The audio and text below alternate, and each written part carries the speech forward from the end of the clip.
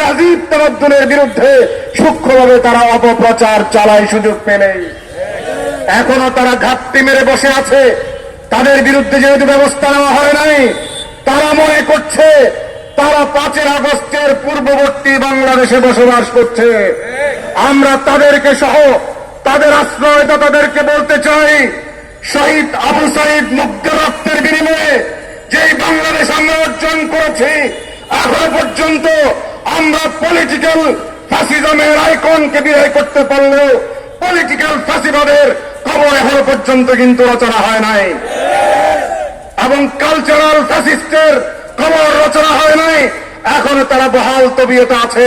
সুতরাং আমাদের যুদ্ধ শেষ হয় নাই, এই যুদ্ধ চলবে। তবে আমরা কোন সহিংস কর্মকাণ্ড করতে চাই না।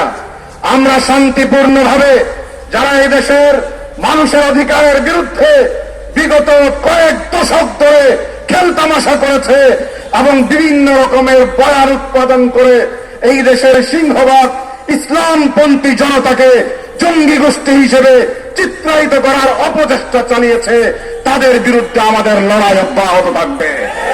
তবে আমাদের সেই লড়াই হবে শান্তিপূর্ণ লড়াই, সেই লড়াই হবে জনতার লড়াই।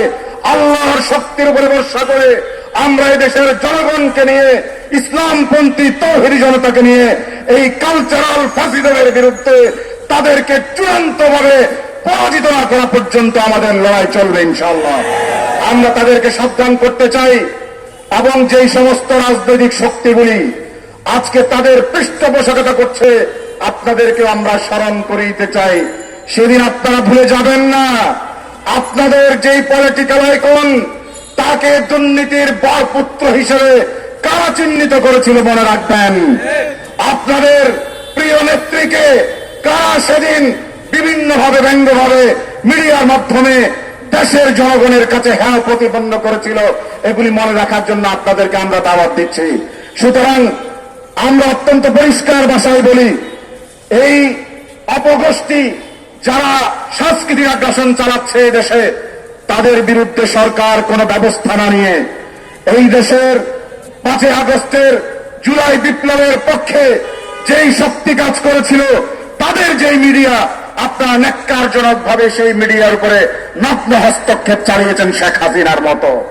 আমরা আশা করি নাই শেখ হাসিনা যেভাবে বিনা নোটিশে সেদিন শাপলা